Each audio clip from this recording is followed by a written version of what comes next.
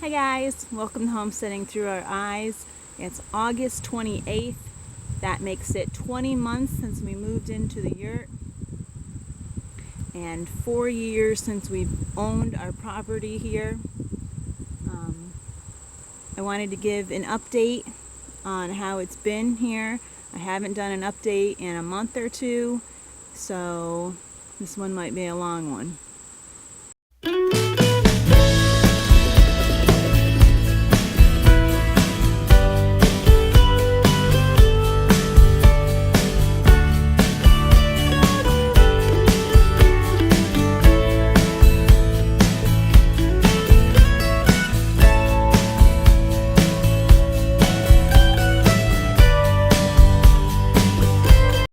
Well, we realized our woodshed was not big enough for all the wood we needed here at the yurt. So we are clearing out a huge area here. It was filled with tons and tons of wood back from when we cleared out the trees for the yurt to go in here. So we are doing lots of burning, salvaging any wood we can, and we put a lot of wood into a pile for campfires. Now we're collecting a bunch of old leaf litter. Worm castings, compost, broke down bark and wood chunks.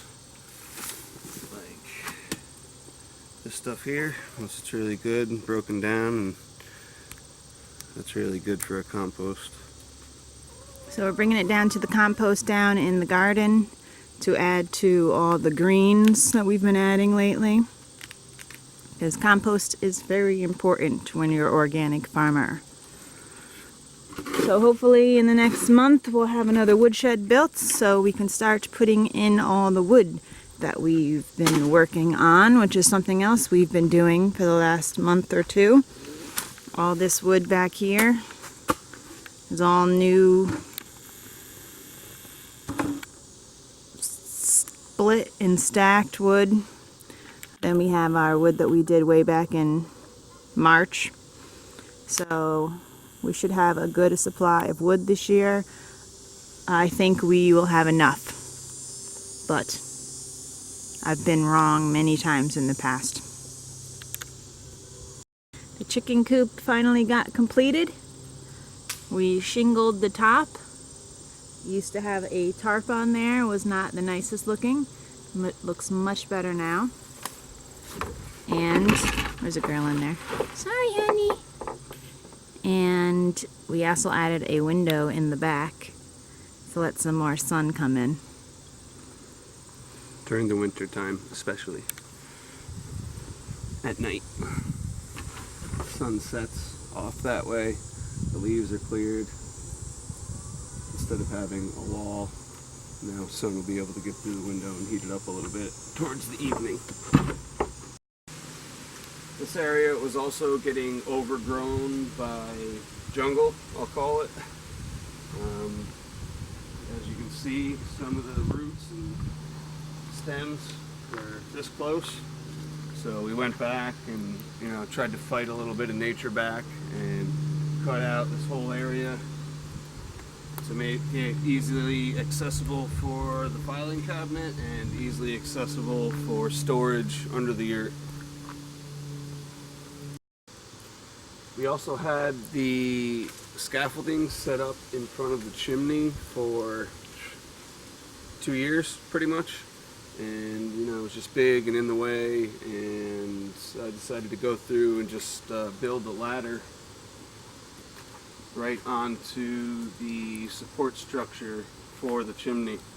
So now when I have to get up there in order to clean it, all I do is bring a ladder over, set it up, and then use the ladder to get up, take the top off, clean it out, do what we got to do.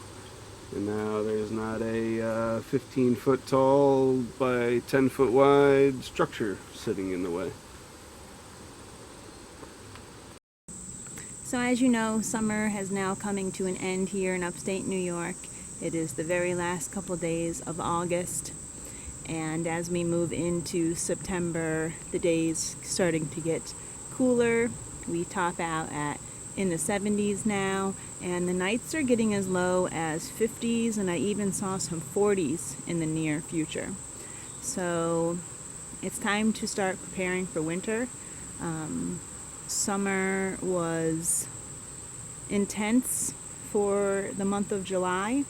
It always gets very, very hot in there, in the yurt, and I always strongly consider going out and spending all this money on an AC unit and solar panels, or digging a trench and doing earth pipes. And at the time it seems extremely important because you just want to be comfortable in your own home. But in New York, it's really not hot that often. So to spend all that money for something that we're going to use maybe a month, maybe 2 months at the very tops, because even when we got into August, the weather cooled down. And as long as it cools down at night, it's really not a problem. You can sit outside, or we would go swimming, or go to creeks, or go to ponds. So, you know, this summer when it was hot, we did a lot of relaxing. We've had this property now for 4 years, and we've had to really bust our butts almost constantly. So this summer we didn't really have any gigantic plans that like needed to be done. So it was really nice to just be able to take that time, and we caught up on a lot of reading. We did a lot of hiking. We went to the creek quite a bit. We went swimming quite a bit, and we were just able to really enjoy our time and ourselves and each other. And it was a nice, relaxing summer. So that's why we don't have a lot of updates this summer, because we really didn't do very much. I mean, I'm always in the garden at least a couple hours a day. We had squash bug problems, Japanese beetle problems, and cucumber beetle problems. So we were constantly out here, you know, picking bugs off and killing bugs. And that's what you do when you're an organic farmer. You don't spray anything. You come out and you take care of it physically. So, you know, the garden's always been something that we spend a lot of our time on. But as far as like major projects, we have a whole list of 2019 goals that we really haven't done. And we, you know, look at the list and we think, is this really necessary to do right now? Or is it more necessary for us to have a recoup and a relax and a let's enjoy what we've worked so hard on in the last 4 years? And it was really rewarding and really nice. And now that the weather is dropping back down, we have started to realize that, you know, soon snow is going to be covering everything and it's going to be freezing out. So let's try to get something done. So that's why we started working on the woodshed project. And we do have a project idea to put a greenhouse up by the yurt to make seed starting a little bit easier in the spring.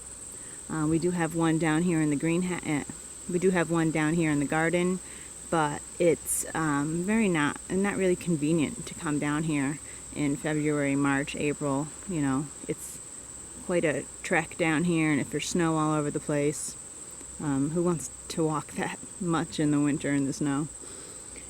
So we made it through our second summer, easier than the first summer. We did have to leave and go to family members for one long weekend, but that was it. It was like still close to 90 at 10 o'clock at night, so there was no way we could sleep through that. We did purchase a second Ryobi fan, so we had a Ryobi fan and the kids had a Ryobi fan. And even though that means we're technically not off the grid, because we are pulling electricity from our friends and families, and wherever we can get an outlet plugged in. It's what we're doing right now. It's not our permanent solution, but it's how we can get through until we come up with something a little bit better.